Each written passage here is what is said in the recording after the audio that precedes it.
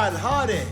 Thank you for watching the Gimme A Hull Yeah Wrestling Podcast. Hello and a very warm welcome to the Gimme A Hull Yeah Wrestling Podcast. My name is Ant and today I'm joined by G from Guersans Gaming. How are you doing, man? Hey, happy to be there. It's great to have you, man. We're going to ask a couple of questions here, talking about your past in wrestling. Obviously, we'll go into WWE Champions a bit, as well as the YouTube community that you have and all the work that you sort of do.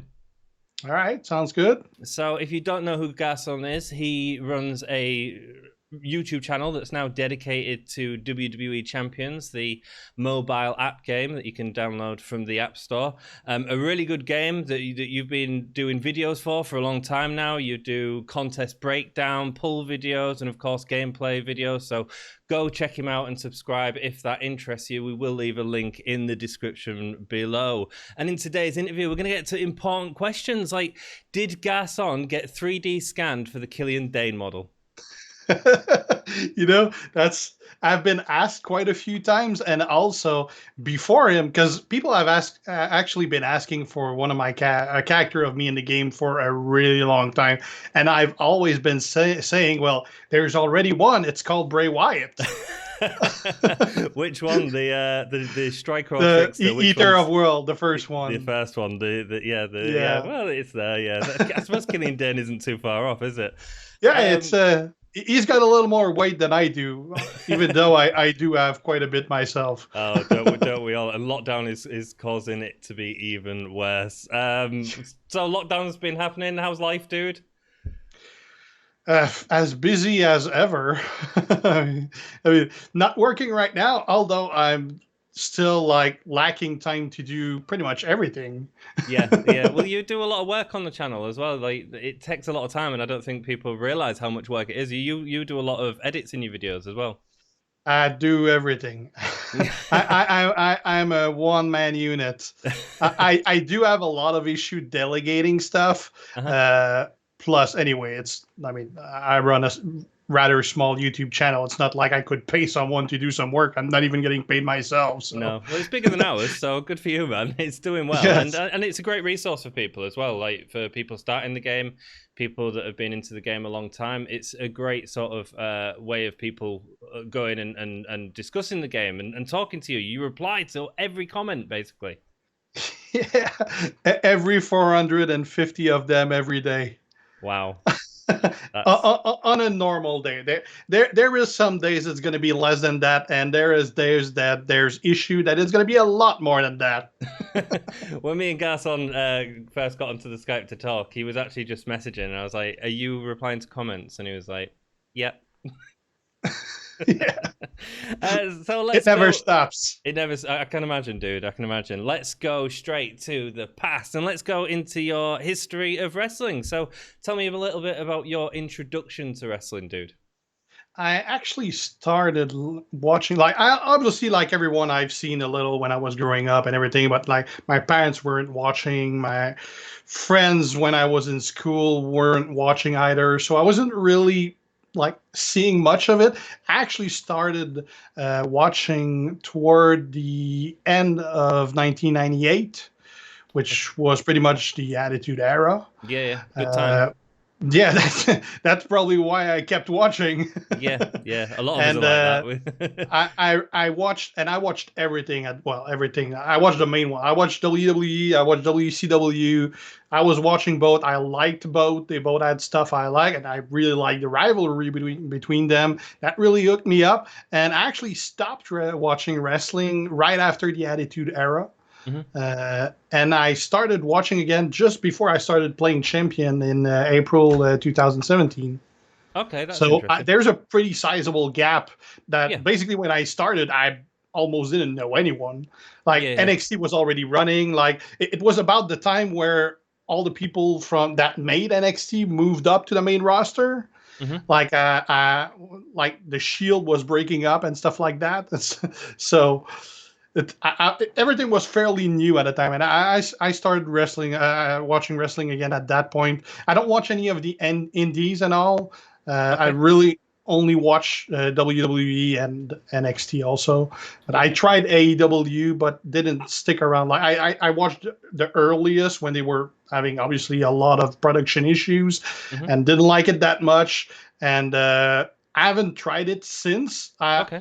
I've heard that it's a hell of a lot better. I think I it's got would a lot of probably tighter, yeah. I would probably like it if I tried it again. Yeah, yeah. But I have so little time and so much shows to watch that I don't want to like it. No. Because that'd be one more thing I'd be late on. More time. But at least it give you time to answer more comments, man, because it's easy to do that while watching some of it. I got a pretty crazy setup for my computer just because I want to be able to, like, I'm gonna watch shows while I'm answering comments. Right. I got 4 screen on my computer, so I can multitask and do multiple stuff at the same time. Like literally, when I do a match, I play Champions on my computer. I got my YouTube comments on the other screen, and while the move is happening, I'm answering to a comment. And after that, I do another move, and I'm answering another comment. So so I'm not losing time between moves, and I'm doing something while it's happening. But that's not on your live streams or your previews, right? And on my live stream, I'll read comments and I'll talk. But yeah, that's one of the reasons I keep messing up when I do live stream. I always do a bunch of stupid mistakes because I have no clue what's going on in the game. I'm hard, man. I'm following the chat, answering everyone. I know damn well what's happening in the chat, but like on the last stream I died once. I have no clue what happened.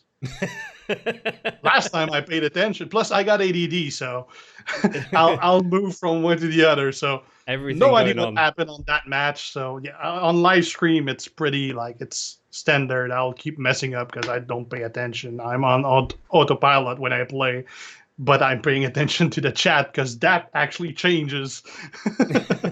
But at least you've got everything going on. So one of the questions that I did want to ask you, I was going to ask you later on, but we'll bring it up now because you sort of mentioned it, was about you not being interested. So you got out of wrestling about, what was it, 2000? 98, yeah. When did you leave wrestling? Well, toward the end of the Attitude Era, I think that was 2001, 2000, something like that. Cool. So what made you download WWE Champions? Because you wasn't a fan of the product, or you had been in the past, but at the time you wasn't. So what made you want to play a WWE licensed game? That's going to be the stupidest answer. I'm looking forward to it, man. It's a Facebook ad. A Facebook ad? I clicked the Facebook ad. But what made you click on a WWE Champions ad? It looked interesting. I wasn't playing much at the time, and I was like, okay, I played Bejeweled on the past as a wrestling flair, and I did actually start watching wrestling literally about 2 weeks before. Okay. So I was like, oh, I'll give it a shot. I mean, I was bored of the game I was playing, so I was like, well, I'll give it a try. Was that the Walking Dead game? Walking Dead, not the one by Scopely, which I did play before, but it was the one from, I don't remember who makes it, but Walking Dead No Man's Land. Okay. Yeah, I don't know if that's still going or not, to be honest with you. So had you already started your YouTube channel prior to getting into WWE Champions? Because I know that all your early content was based on the Walking Dead app. Yeah, I did. I had started doing content on Walking Dead No Man's Land just a few months before. Like, if I remember well, April 2017 is when I started Champions, and I believe I started making content in January for No Man's Land just a few months before. Okay, cool. And for about the first month or so, I did both of them. Yeah. And then I just left No Man's Land and I just did Champions. And I think I made like 2 or 3 videos for the Scopely Walking Dead game, which I was like still playing really, really lightly. And I didn't even know at the time that it was the same company. Oh, right. Okay. Cool. Yeah, that was just a fluke. You could have got previews sent at the same time to you. Yeah. Cool. So what got you hooked onto Champions then? It's basically the collecting, upgrading your roster, moveset, the fact that characters, while a lot are similar, it is different gameplay depending who you're using. Yeah. It's well, one of the biggest trait is also one of the fairly nice weaknesses is that it just never ends. You Mhm. always have something to work on, which is both a blessing and a curse. And never enough Because resources. you're never done upgrading guys. Hmm. Hmm. So it's fun and frustrating. Yeah, yeah. So, you talked about your sort of getting into wrestling. We'll go back to the wrestling for a little bit. So you talked about watching it during the Attitude Era and really loving it. But one of your favorite guys is Bret Hart, who was sort of the end of the Attitude Era. So, tell us a bit about that. And I know that you're a Hogan fan as well, right? Among the legend, Hogan is definitely my favorite one. Brett, I appreciated the matches, Okay. not so much the charisma part, storyline, whatever, everything. I was more on the side of Shawn Michael and everything. Incredible. But he was definitely a guy that I wouldn't skip a match. Yeah, yeah. Like, if he has a match, it's not the match I'm gonna go grab something to eat. Yeah, yeah, understandable. So what other wrestlers inspired you when you was younger? Well, I was a huge fan of DX, like the old stable of DX. I really like that. Just as I was a fan of the NWO on the WCW, more the Wolfpack. Once they broke up, I was more a fan of the Wolfpack. Okay. But I like the old NWO. But other than that, it was really pretty much DX for the whole Attitude Era because it was the funniest stuff. Yeah, Like man, it was good. I was never. It's pretty weird how wrestling hooks me up because I can't really tell you what I like the most about it because it's not necessarily the matches, Hmm. and I can't really say it's the storyline because I mean it's fairly weak most of the time. It's basically a full contact soap opera. Yeah, yeah, full So contact ballet. I do like the match, but at the same time, there's stuff that I don't like. Like the modern days right now, you'll have like in the Attitude Era, I love the Edge and Christian and the Hardy matches. They Yeah. were super awesome, and I mean they were really up there as far as high flyers go. There wasn't that many back then. Nowadays, there's everywhere. There's high flyer, but I don't like the high flyers anymore. I Okay. liked it. I liked it back then. Hmm. Obviously, like we know that like I don't want to say that wrestling's fake because it's definitely happening. Like I'd say maybe rehearsed, and Hmm. they obviously know their thing, and they're trying not to hurt each other, and are really good at hiding the fact that they're not trying to hide each other. But I mean, you watch these days, you watch them, and I'm mostly asking myself, how the hell are they doing it? It's mad, Like isn't it? you watch the move and I can't comprehend how the hell are they protecting each other when you look how crazy the move is. And obviously they get hurt all the time because it is definitely really close when everything goes right. Yeah. So that's probably why there's a hell of a lot more injuries these days.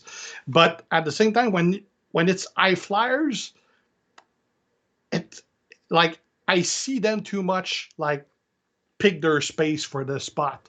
Like you Yeah. see them, they'll slide like it looks too rehearsed for the high flyers, which doesn't with the guy that do less move and or more powerful moves. It looks less like a choreography than Yeah. it does with the high flyers. But obviously there's exceptions to that. Like you check Ricochet.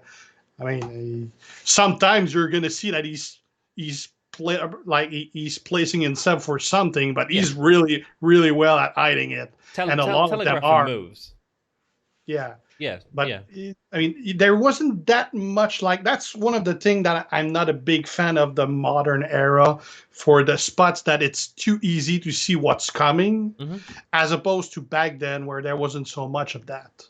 I think the really good guys hide it, but I get exactly what you mean. It is really obvious to see sometimes, and it's interesting what you say about enjoying the Hardy Boys because they were a novelty, as opposed to now there wouldn't be the novelty because so many are like that, and actually the novelties Yeah. become the big guys, the guys that we don't see, Brock Lesnar. as controversial as he is, there's a certain anticipation to a Brock Lesnar match, and it's a big feel to it. If you're asking me, the new best things are guys like Keith Lee, Yeah. who are big guys that can move like they were small guys. Yeah. That's Or Kevin like the Owens. best of both worlds. Like Kevin Owens, another one. Yeah. Yeah. Big guys that you just go, what? How the hell? So those are pretty much the best. Like they won't do like crazy stuff like the high flyers, but their moveset is a hell of a lot bigger than guys of their size normally is, Yeah. and a lot more fast than guys of their size are. So that's, for me, that's definitely the future, and one area that they should definitely keep putting content on. Yeah, I think it's Big. I think it's also believable when you have a guy like that using his whole body, similar to Bam Bam Bigelow, going back to sort of a legend, you know? Yeah. Similar. It sure helped that the guy like is like oozing charisma too. Yeah, that does help. Because these days, like you can be the best wrestler there is. If you do not have charisma or mic skills, you are dead in the water. Agreed, because that's part of the storytelling, man. That's part of the entertainment. Yeah, I mean they'll try with managers and stuff like that, but I mean if you don't have mic skills, especially if you're a big guys with limited move in the first place, if you don't talk, also, yeah, then that's you gonna get be Paul rough for Heyman you. put with you. Yeah. So we've gone a little bit into modern day, but what modern day wrestlers inspire you, dude? What did you say? What modern day wrestlers inspire you? Well, my big favorites right now, Drew McIntyre that you interviewed not so far ago, Yeah, man. and Braun Strowman. They're both, as far as main roster go, those are my favorite one. And Keith Lee for NXT, like I mentioned earlier, those are my favorite one. But I'm not a fan of what they're doing right now. Okay, why is that? Like, well, I've been saying for I say years, at least a year or two, that I'm a huge Drew McIntyre fan, and that dates back when they were not doing anything with him, and I was a huge fan for him. And right now he's got the championship, but I'm kind of annoyed that he got the championship at the, well, let's say the COVID era, which is a time where people don't really care much about wrestling, and the product is really like definitely taking the fans away, takes a hell of a lot of the experience away. It's not as bad since they started adding people around, but still, it's definitely not anywhere near what we're used to. And I'm kind of annoyed that he's getting his chance when there's no one around. It's sad. It was a sad moment at WrestleMania in many Yeah. respects, you know. And ironically, Braun, being my other favorite, got his chance at the same freaking time. I mean, those are both guys that we've been saying for 2 years that they're going to be champions. They're being groomed to be champions. They're crushing everyone. They're going to be champions. But there's been setbacks and everything, and backstage politics and everything. And they were both delayed a lot, and they both got it at the same time during the worst time ever. Yeah, so I'm kind of annoyed for that. And I kind of like the comedy Braun,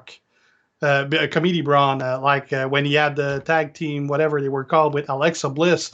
That was just like awesome content. I can't even remember what they were called, Little and Monster or something like that, weren't they? Yeah, something like that. I love that tag team. I was super annoyed because in Canada we couldn't see it. It was on Facebook Live, and we couldn't see it anywhere in Canada. I had to see it on YouTube. Right. Did they not show the Mixed Match Challenge on the network? Nope. Well, did they? No, they did. They did later. Right. There's some great matches in that, man. There's a great match with Gold. Sorry to go off on stuff. Goldust and Mandy Rose. That was outstanding, man. Yeah. You know, I remember that one too. I love the old mixed match thing. I really did. It was super entertaining. It was, and it was fun. It was not the usual teams either. Like it's really teams they made up for that, and they almost all worked. It was wrestlers enjoying themselves. But going back to Braun, what you said about the WrestleMania thing, I think in many respects that was even more disappointing than Drew, because it was a spot that we knew was primed for Roman Reigns, and the only reason Braun got that spot was because Reigns pulled out, and it's... Yeah, and both match sucked. Yeah, well, Like yeah. they were both crush match. It's basically signature move, signature move, signature move. It's over. That it's was both match were that. I was like, really? it's like playing as Six against Zombie Austin. Yeah, I mean, it's like playing on PlayStation and your finishers are ready and just spam them. Press the triangle button. Yeah. So you're still in this pandemic era. You're still watching the WWE product, Yeah, I'm definitely not up to date though. I'm about 2 weeks behind. right? And how do They're you? all recorded though. I'll record it. So you watch the full shows, do you, or do you watch the sort of highlights on YouTube, or how do you? How do I'll you? watch the whole shows. Okay, I'll cool. I'll skip a bunch of stuff though. Understandably. Cool. So, what made you switch? So, going back to Walking Dead and Champions, what made you switch from Walking Dead to WWE Champions? How did you know that that was right for your YouTube page? I was pretty much just bored out of Walking Dead. It was always the same. Like they were releasing new. I don't even remember, not tour, but whatever they called it in there, and it was like just more of the same. Wasn't Okay. that many new characters? I had all of them. They were all pretty much similar. Uh, wasn't that entertained about it, and I just moved on basically. Cool. Fair enough. I rarely ever play two games at the same time. Usually, if I'm gonna start, like, sometime, like right now, I'm playing two, so that's a bad example. But normally, I don't play two games. I'm gonna play like one game, Yeah, and yeah. I'm gonna be like 100% on it. I don't like to. How can I say? I don't like to half-ass a game. Yeah, yeah, yeah, yeah. So you've so the other game you're playing, is that another mobile game or is it a That's Pokemon Go. Pokemon Go? Oh, okay, cool. But that's Started that with my daughter. yeah. I mean, it's a different type of game though, and it's something that you Yeah. can enjoy with your daughter because your daughter's not into champions or wrestling, which is a bit young. She doesn't care about wrestling whatsoever, and my wife is not a big fan of trying to get her into wrestling because of the violence of it. Dude, you're in a household where you've got a YouTube channel and the success that you've had, and yeah, no one else in the household likes the wrestling. My wife never watched a single of my videos. Really? Yeah, she doesn't care about wrestling. She doesn't care about YouTube, and she doesn't understand why people watch other people play. So I mean, I was dead in the water to try to convince her. But she must be proud of what you've done as well, though. Yeah, I guess she doesn't say it. No. Sometimes our loved ones don't say it enough, I suppose. So let's talk a little bit, going to Champions a little bit more. Champions has developed a huge focus on factions. Can you talk about your interactions with these communities, like going from sort of the start and how you sort of flowed through the different factions? Because I know that you've not just been in one, and how the interactions with the community has expanded beyond the game. Yeah, well, I've definitely been in a bunch of faction. I mean, just like right now, I'm in Grim Creepers. I think it's the third time I'm in Grim Creepers. I moved in a lot of factions. I've pretty much done all of the big ones, and I started at the really bottom when I started. So I mean, I I don't. For me, it's a bit different because obviously I don't just talk within the faction. Actually, I barely ever talk within the faction. I'll talk if I'm talked to, like if Yeah. I'm tagged or something. I'll talk with others, but I'm on so many servers. I talk with so many people. I'm the faction aspect for me is really more about gameplay events than just communication because I communicate with a lot of people. Obviously, I have like most of my friends are within my faction as well, Mm-hmm. but I do have a ton of friends in different factions as well. So So, what it's makes you choose which faction you're going to belong to each month? I don't switch each month. But it's basically two reasons. First one, I like to be competitive. Okay. I got a higher end roster. I obviously paid high end money for it, and I want high end rewards. Yeah. I want to play at the same level of the players that I play with, and I want to obviously pull my fair share. Like the last time I left Grim Creepers is because I wasn't willing and didn't really have the time to put in the effort for the feuds. Okay. And I didn't want to just stay there and have other people put in their weight when I wasn't. And I didn't really want to move down either because that was still a little too a little too casual for what I was still gonna do. So I moved out to another faction, which was Booty, which were still very high-end players with very high-end rosters and everything, and they were focused mainly on the event more than the competitive feuds. And I moved back to Grim Creepers, not because I had any issues with Booty. I loved everyone over there too. It's just that I actually just playing casually, my old habits of not being so casual came back. And I suddenly was doing more feuds, so I obviously wanted to move up back to a faction where we were also doing feuds on top of the events itself.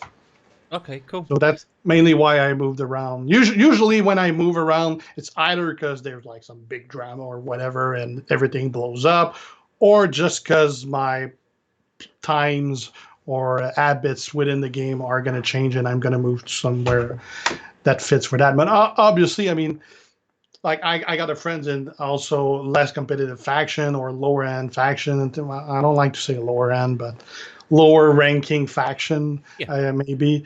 And obviously, I love people there, but at the same time, like if I spend money on the game, I kind of want my money's worth. Yeah. And Well, that's bad example again because you're never gonna get your money's worth in a mobile game, but no, you're not. I, I want to get the most I can for that money. Well, you can't take it with you, so Yeah. we all have our vices. So you've also your community in general. So what you're talking about is the faction community, which is something I'm more used to playing the game. Is that my faction feels like my community hub. You've got a much broader community with the YouTube and all that, and we talked about it briefly earlier. You take great pride in answering the subscribers' questions to you on your YouTube. It must take a lot of time, and why is that so important to you? I'm my worst enemy for that. Like, people that have been following me for a long time, I've put up quite a few messages and videos saying, "Oh, guys, it's time. I gotta slow down. I can't keep. I'll never slow down. I always want to try to, but it never happens. I'm my worst. Like, I've been like, I do support for a living. I do Hmm. tech support, so it's not customer support. Well, it's a kind of customer support. So I have a hard time to leave stuff unanswered. I mean, it's on my mindset that if someone takes the time and the care to ask me something, it deserves to be answered. Unfortunately, that turns out that probably 85% of the messages I get have absolutely nothing to do with me or my content. Yeah, but you But do take the time, man. I mean, and it would be easy for you to copy, a tier guide and say here, because I assume a lot of the questions are about that. yeah, well, again, it's like I don't know how you call it in English, but it pretty much translates to like professional training or whatever. It's like my brain is trained in the fact that if it's not your job to help someone, it's your job to send them toward where they'll get their answer. Yeah. So, and I mean, I've been doing that for over 22 years, so I'm just following the same path. I'm like I don't like to tell someone can't answer you, don't have time. It doesn't sit well with me, so I'm my worst enemy for that. Like obviously, I spend way too much time. Like it's nuts how much time I may spend on a game. Like just to give you an example, yesterday I had a major headache. I Hmm. went to bed. It was like 10 p.m., which for me is like nonsense. Hmm. So I went to bed at 10 p.m. At 2 a.m. I was back up. I had my 4 hours. Headache was gone. Back to work. So 2 a.m. I go downstairs to my office, start answering messages. Fast forward, it's now 7 p.m. I'm done answering messages from 2 Wow. a.m. to 7 p.m. Wow. And now I start playing the game and do the event that actually started a day and a half earlier that I Mhm. haven't touched yet. And fun fact, I haven't even touched the game yet. Wow. So do you That was mind? at 7 p.m. and then I had to deal with other stuff and like it's 9:30 and I haven't touched the game yet today. And here you are giving your time to us. I do appreciate it, man. So just going off topic slightly, but is daily something that you manage to do every day, or because it sounds like you've got a lot of time invested in a bigger thing? The dailies in the game, Yeah. I'll auto clear most of it. Okay. Cool. Well, if I you've got the time. barely ever like I'll do like the events daily that you can't really auto clear because they reset every day, but the standard daily I'll auto clear all of them most of the time. All my VIP tickets they go toward, and if I run out, then I'll do a couple of them. But yeah, I'll definitely save that hour and do something else. That's interesting, man. That's really interesting. So going back to a couple of years ago, I remember on your YouTube channel there was a time when you was really down on champions and down on sort of. There was a couple of videos where you was talking about not knowing if content was going to come out and getting a bit stale with the game. How did you sort of come out of that, or how did the game help you come out of that with changes that they made? Pretty much took. I'm guessing you're probably referring to the leak that there was of a message I posted on a private server at some point where I was just fed up with the game, Oh and no, I'm somebody sure it was on a decided to video, man. screenshot because I stopped for about 3 days at the time, Okay, and I kind of missed the game. right, right, I right. started playing. They did some good changes about that time too, and that kind of hooked me back on. I mean, ultimately, I play the game because I just enjoy playing the game.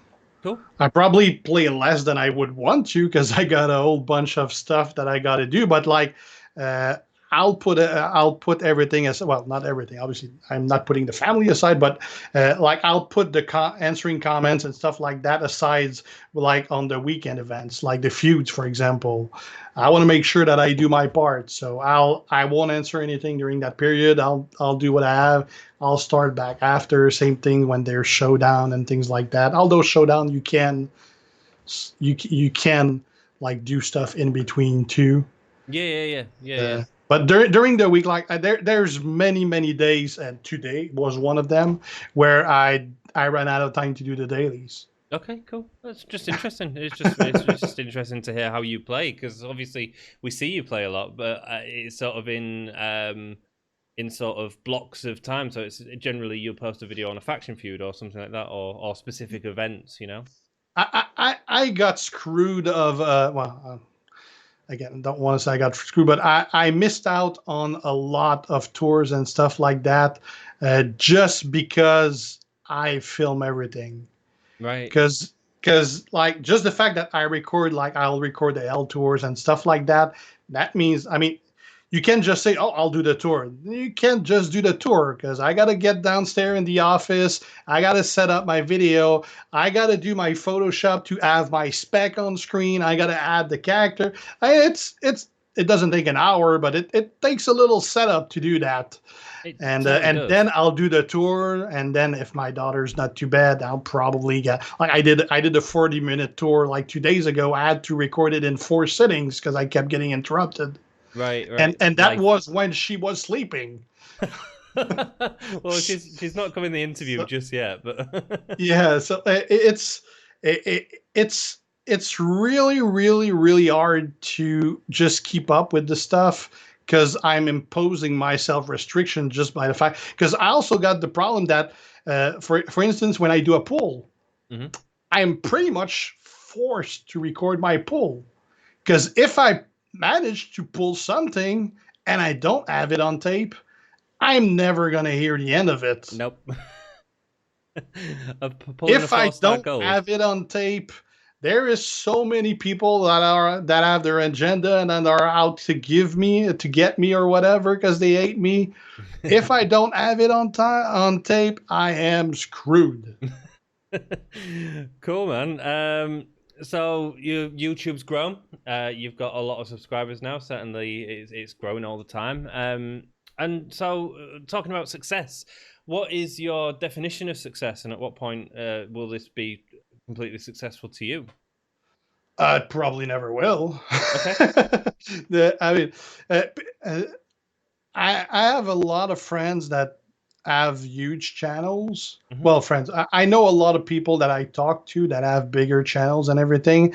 Every time someone tell me, "Oh, you got a lot of subscribers, you got a big channel," I'm always, I got a lot for champions. Hmm. As far as YouTube goes, I'm like a dot. If you're a dot, wear a spec. Like, Seriously, I got 16.2, 16.3 thousand which is subscriber, great, and that's an which is a achievement, hell man. of a lot. I mean, for champions, I mean, I think the biggest behind me is like 3.5K, something like that. So, I mean, there's like a hell of a step. Hmm. But as far as YouTube goes, like, that's nothing.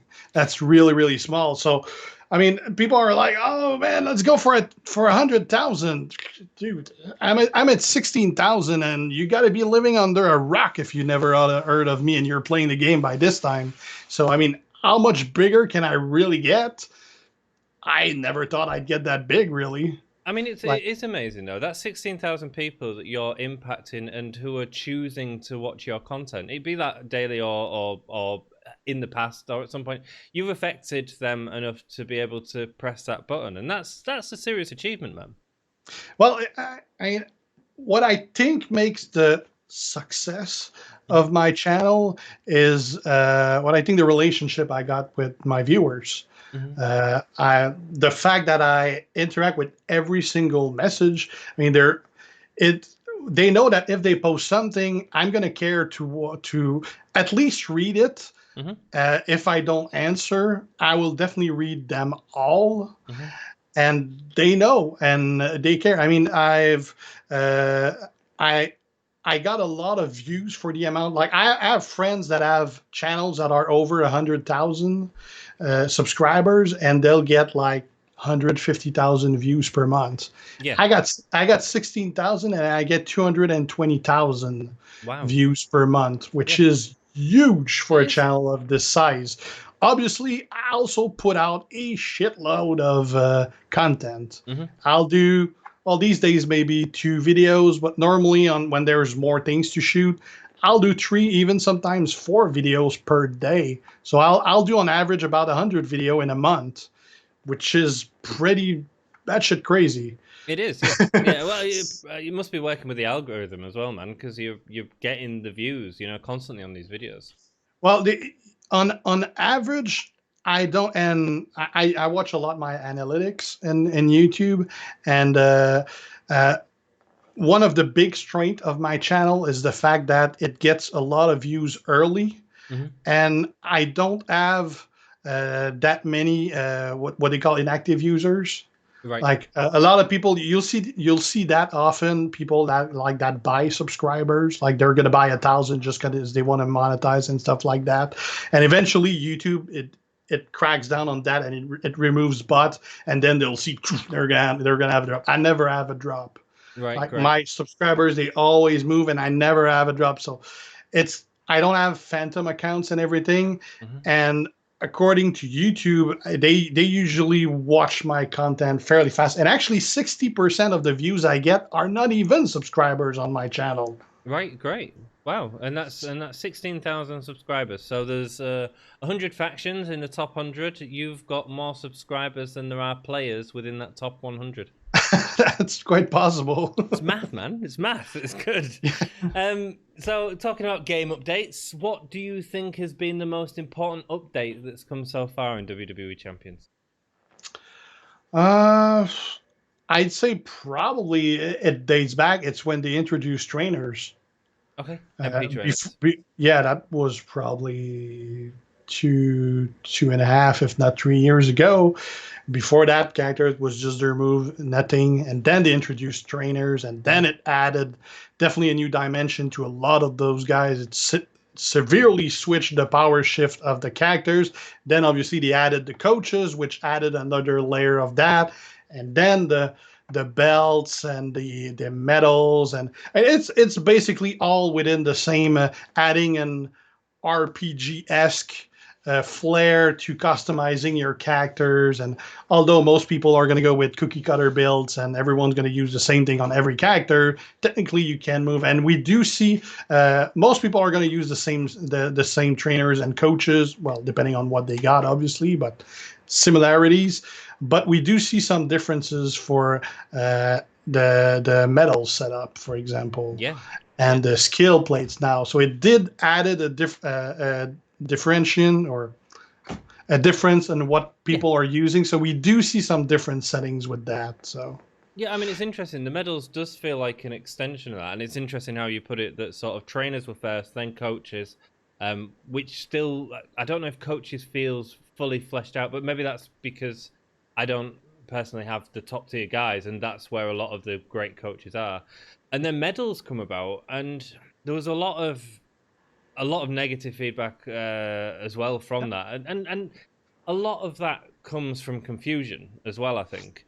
But actually, the versatility within the titles and that sort of RPG element that you're talking about is quite massive. yeah, and a lot of people are not using them. I mean, I don't. I probably have straps and medals on maybe 10, 15 of my characters, and I don't have on the other. And a lot of that is based on just resource availability.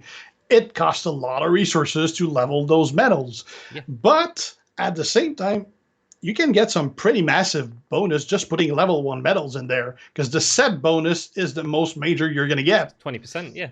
Yeah, so I mean, just that on its own. But to get that, you also got to unlock the slots. So you got to be able to get those traps, and that's definitely not easy for the average player. For some of them, I mean, everyone can get some rares, and even epics are pretty common by now. But if you want to get a legendary, well, you're gonna finish some event pretty much near the top, if not at the top of the milestones to get those. So that's definitely not as accessible to players, and that's probably a big reason why a lot of players don't like those, because they probably either don't have it or don't have the resources to put anything into it. Yeah, it's interesting. It's just such a it feels like there was a lot of complaints at the start, and it feels so big in terms of scope, in terms of what that can do for anyone on your roster. Yeah. I mean, there's some major combos there. Like if you just add double of anything, and that's major right there. Absolutely. Although Absolutely. eventually it's not going to work, but for now it does. Yeah. I also think it's quite difficult as well, because the cost of taking a strap off is so much that it forces you as a player to make some quite difficult decisions at times. Yeah, but you see, that's one thing also that people don't know. Like, people complain a lot that expeditions are mostly straps and stuff.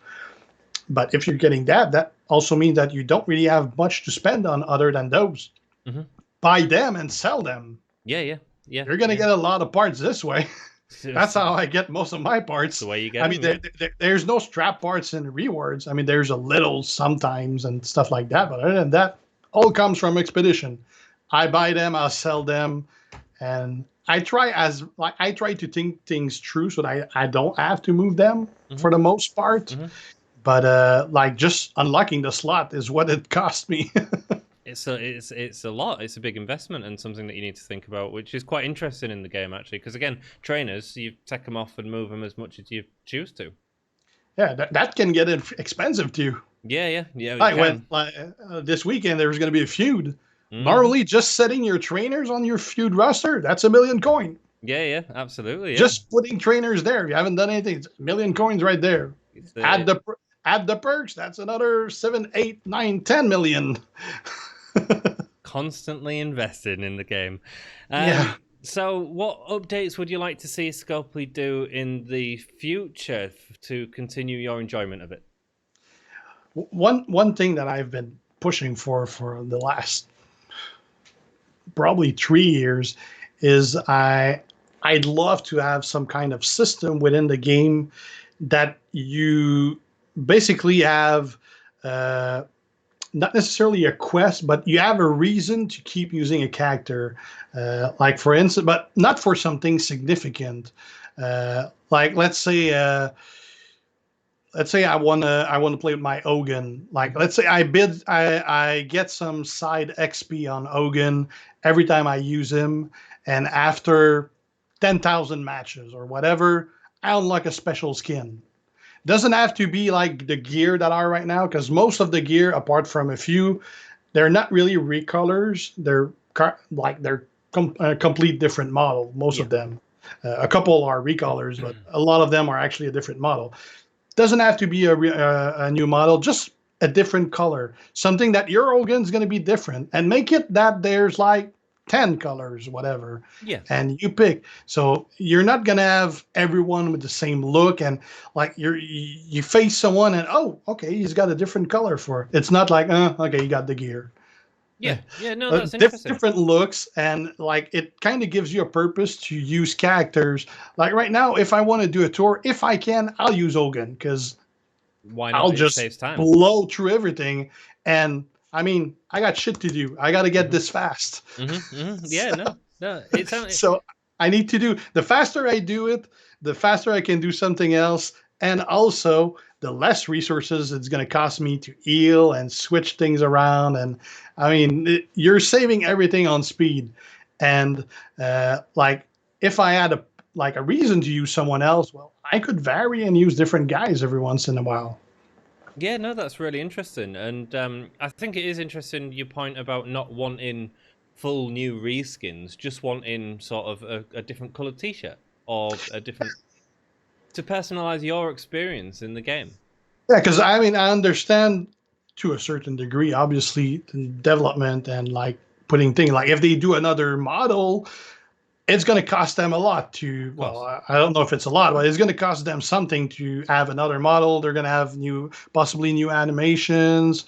Well, animation are probably going to stay, but different clipping for whatever model they're going to have. So it's a lot more work than just changing the color of a skin. So obviously, I can understand that they need to monetize gears and stuff like that. But if you just do a recolor, that's probably not going to take a lot of time to do, not going to cost them much, and that's a cool thing that players would enjoy. I mean, just look at like games like Fortnite and everything. I mean, they make their money on $5 skins. Yeah, and a lot of games are like that.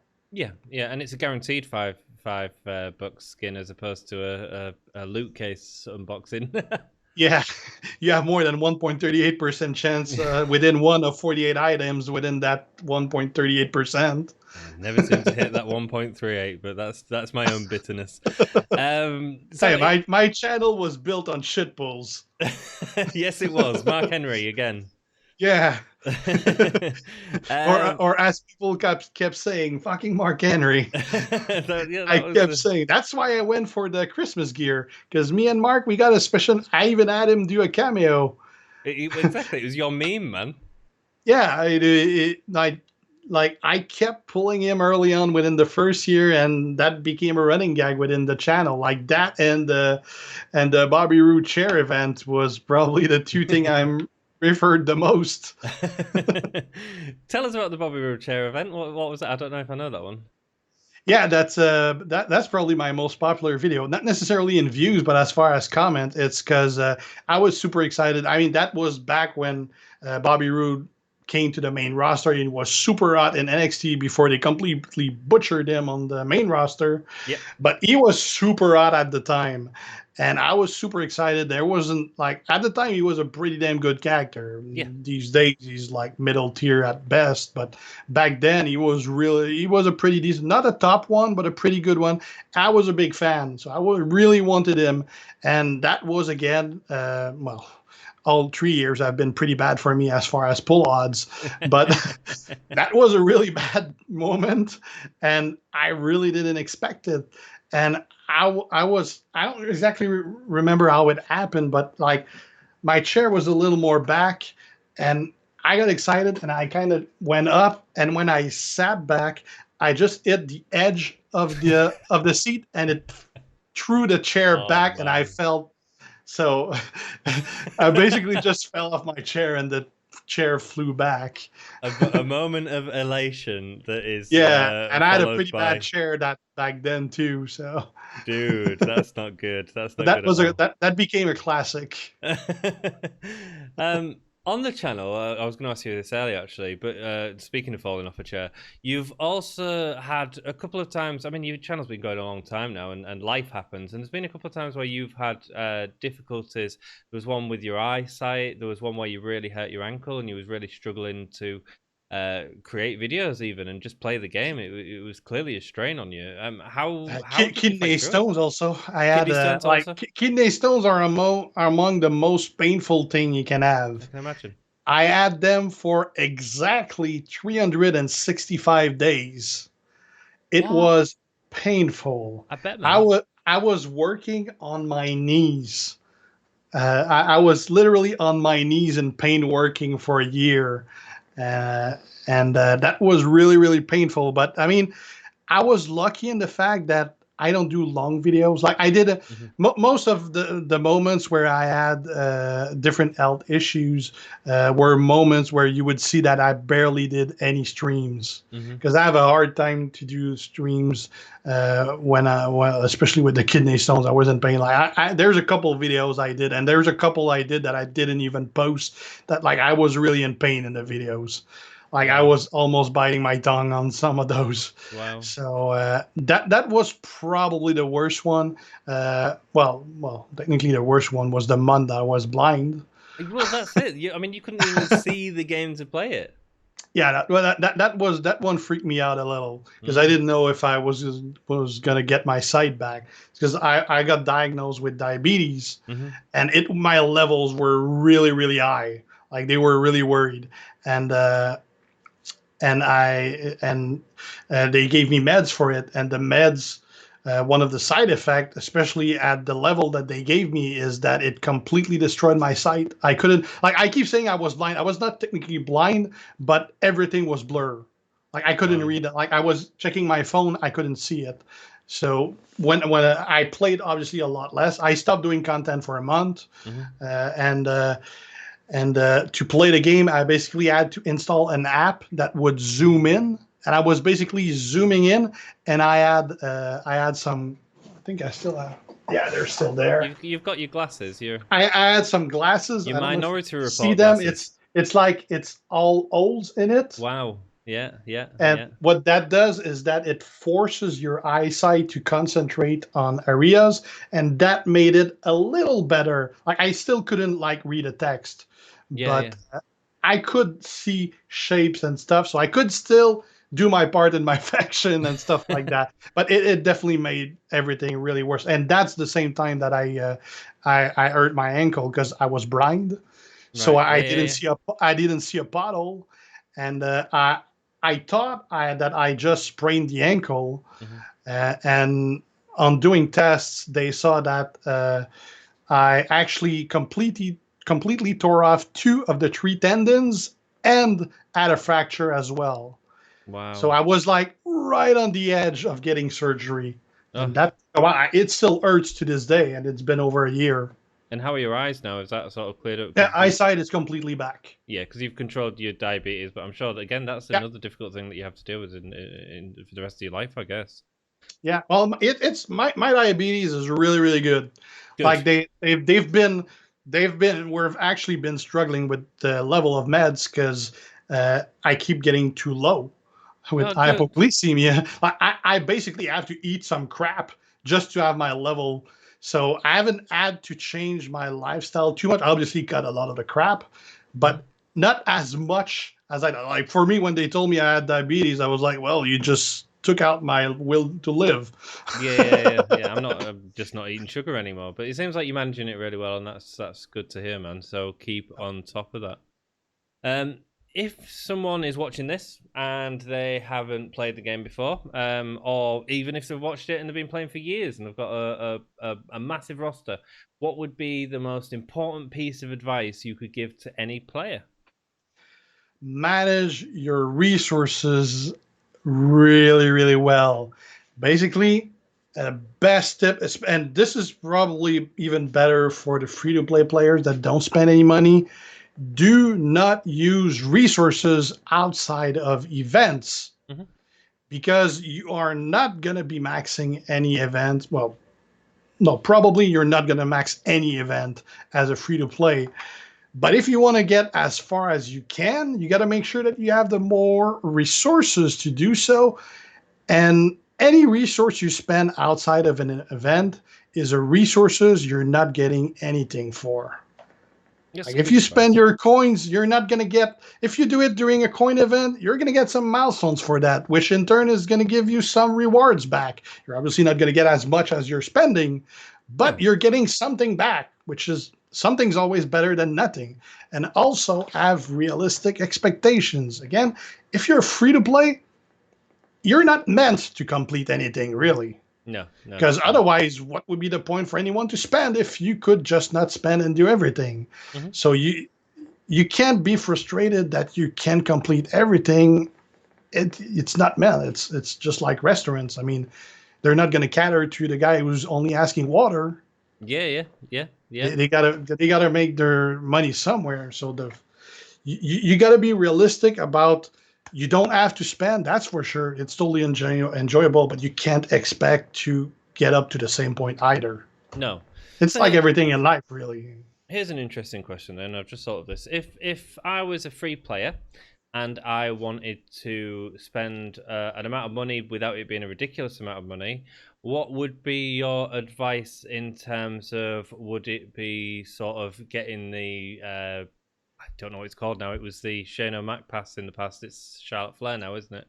Or would it be a medal pack? Or what would be the best investment for me to make for a larger payoff while still remaining sort of low pay? I'd say probably the best one would be the one that's $20, the Shawn Michaels one.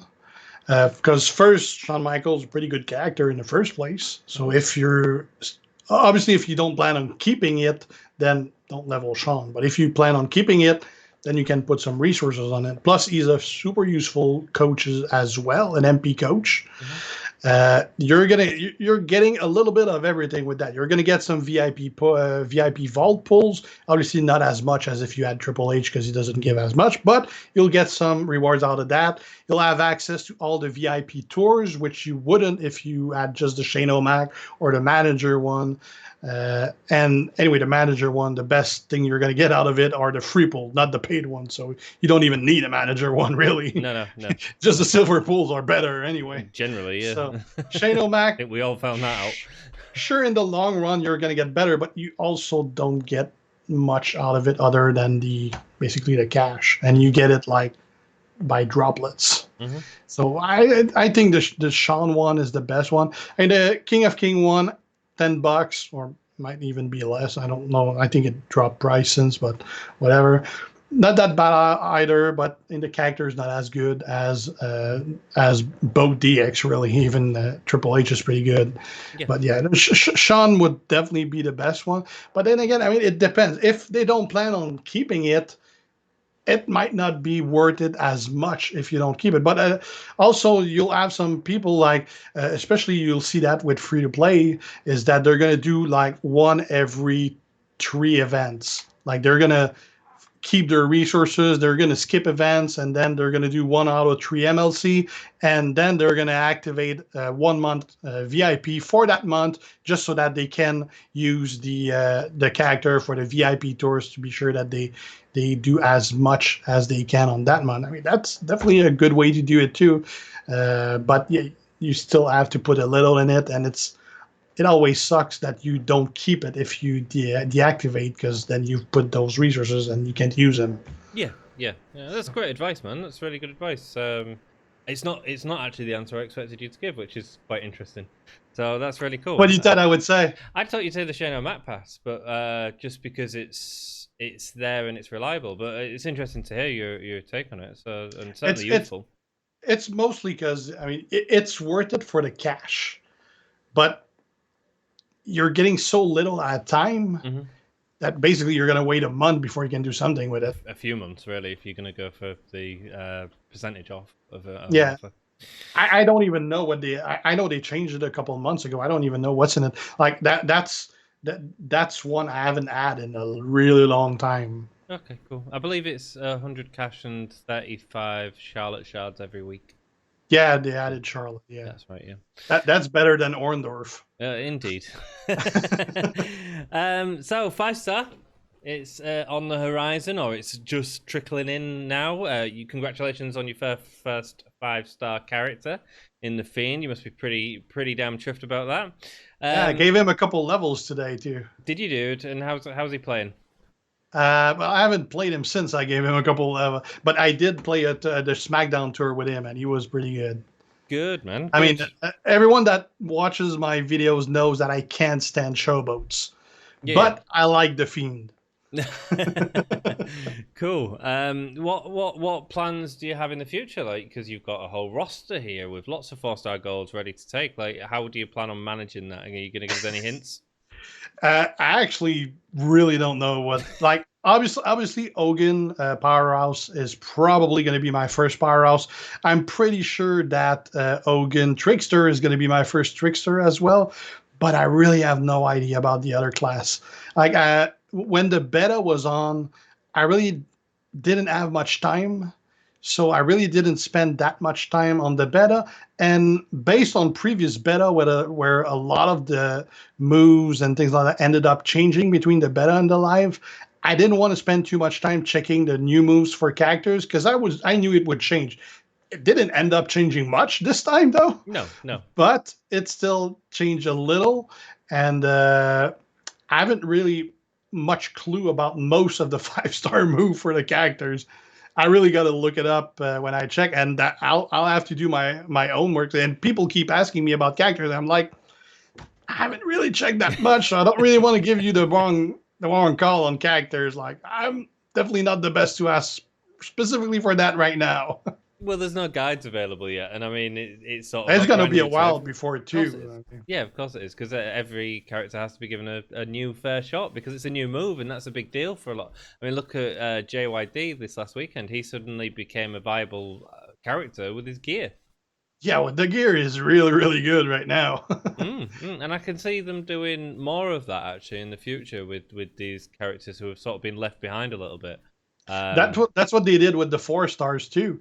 I mean, they took characters that were deemed completely useless and they made them viable. I mean, not much of them became really, really great character. Like one of them was Sting, for example. Sting was completely, utterly useless at 3-star. At 4-star, he is a serious character. He's really, really good. And he's free too on top of that. Yeah. So they really tweaked him in, and 5-star, I'm sure they did a lot of that as well. A lot of them were beefed up quite seriously with that. And if you check also most of the top character at 4-star, really most of them got a useless 5-star move. Yeah, well, yeah, it's about balancing, isn't it? And it was the same thing at 4-star. Like they got most of those that were already good didn't really get that much of a good move because they were already pretty damn good where they were. Yeah, and that's pretty much what happened too. Yeah, or love the company. But yeah, I see them making a lot, especially a lot of the legends. I see them making them a lot more viable. So people like Rick Rude, people like Jake the Snake, you know, I see them being a lot more viable now as time moves on. It's quite interesting. Yep. Development in the game.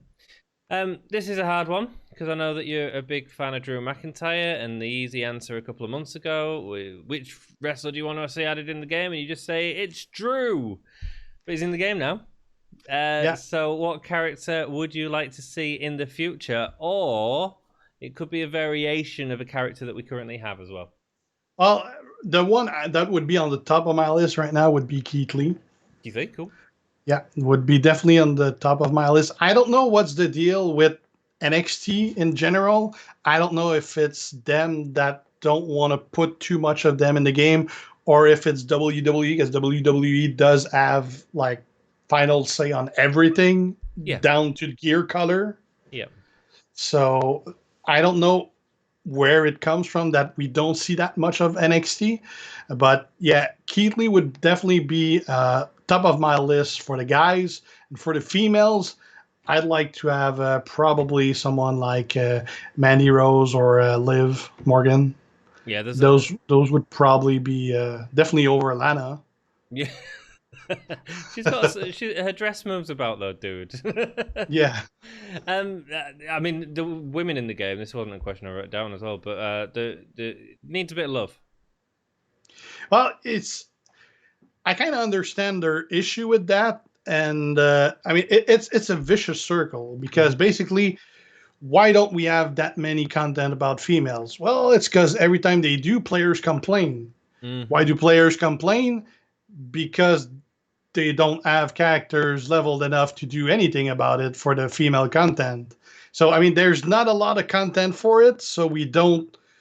It's not worth spending our resources on it. But when they do, we haven't spent our resources on it, so we can't do shit about it. Yeah, vicious So cycle. it's kind of a vicious circle. So basically, the only way to get out of that it's for them to spam us content about it, which we're going to be pretty unhappy. I mean, I can't stand faction feud with female. I mean, I have one maxed. Well, not anymore because they released 5 stars, but I had 2 maxed. I had my Hall of Fame Lita, and I had my Ronda. Those were my 4-star gold max. That's it. So anytime there's a female feud, especially if I can't use one of the 2 with the spots, I am gonna hate it. Well, I love it because I got Zombie Page, and that's all you need in life. I made her gold last time because I was annoyed because I had no counter for her because mine wasn't maxed. But she's gold now, but she's not maxed. No. I haven't put levels on her, but you don't. Levels don't care much for her, but I mean, mine was like missing 60 levels or something like that. So that kind of shows. Yeah, when you're a lot of cash. Yeah. Wonderful. That's all my questions. Thank you so much for joining us on the channel, man. We really appreciate it. If you haven't checked out Guersans gaming, go check him out. It's not just about champions. He's a really entertaining guy. And again, write him a comment and he'll answer it. I mean, I'm doing this interview with him, and these questions have already been asked 700 times to you, dude. I try to do some other content every once in a while, but again, it all falls back to do I have time? Because I do have other games, like I do some gear tactics, although it's probably been like 3 weeks since I posted a video. I do need that. I bought The Last of Us 2. I haven't touched it yet, but that's all content I want to put out. But again, it goes back. Obviously, pretty much everything else I put on the channel usually is barely going to get any views because my viewers cares about the champion content. They don't care much about the rest. But sometimes they're going to, and I mean, I do all that because I like to do it. If it's something you want to do, man. I don't care if it doesn't get views. I like to do it. Absolutely. So I'll put it. So I tried to put content, like I did subscription bucks for a while, but didn't get much out of those after a while, so I stopped. So I'll throw in content. Like I started doing some videos where I don't do any gameplay. I just do a live stream and I talk with people. I mean, the whole point of that was to answer comments, which kind of backfired because in the end, I did 2-hour stream and I answered 10 comments and I just answered a bunch on stream. So that kind of was counterproductive, but it was fun. And people enjoyed it. I watched that live stream and I enjoyed just watching you answer questions and not being distracted by the game as well, you know, because I think that over the years we sort of got to know not just your content and the content you're providing, but you, and I think that's interesting, and that's what part of the reason I thought it'd be great to have you on the channel and interview you so that everyone can get to know you a little bit better, you know. Yeah. Just have a chat. So thank you so much for joining us, G. We will see you in the future, and good luck with everything in your future, my friend. Thank you very much. Thanks for having me. You're welcome. Until next time, like the video if you've enjoyed this. Please subscribe to Guersan. His link is in the description, and subscribe to the channel if you enjoy wrestling interviews and old wrestling content, etc., etc. Check us out. Until next time, gimme a hull yeah. Gimme a hull yeah, Guersan. Hell yeah. Hull yeah. Hull yeah. Take it easy. This is Broken Matt Hardy. Thank you for watching the Gimme a Hull Yeah Wrestling Podcast.